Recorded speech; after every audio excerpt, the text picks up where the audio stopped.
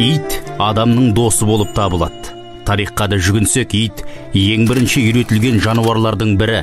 Қазақ итті тәрбиелегенде күзетші, аңшы, дос, қолғабыс етіп үйреткен. Қазақ қоғамында тек екі түрлі итті асыраған. Олар құмай тазы, қазақи төбет.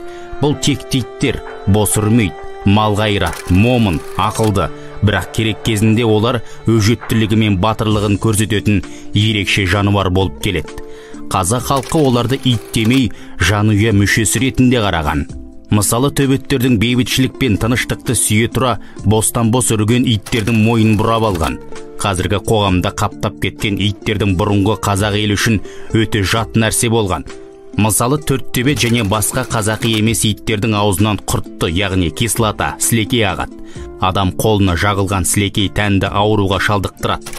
Егер бұндай иттер сүйкенсе, не қолын жаласа, қолды топырақпен сүртіп, 7 рет сумен жуған.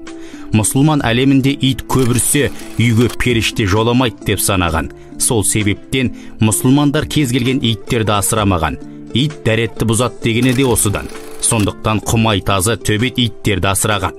Төрткөз итті өлтіру байырғы кербала оқиғасымен байланыстырады.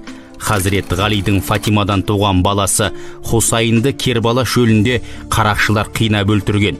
Осыны байқаған Хақ Тағала тонаушылар мен қатыгездерді доңыз бен төрткөз итке айналдырып жіберген.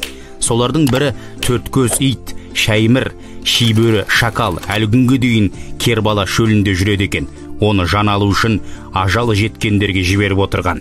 Қазақ халқы төрткөз итті көрсе таспен атып қуып жіберген.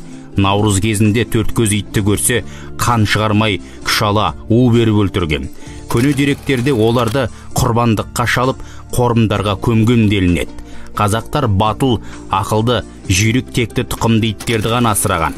Оның мәнісі тазы мен төбет иттер иелерінің амандығын тілейді. Қаскүнем жануарлар мен қаскөй рухтардан қорғайды.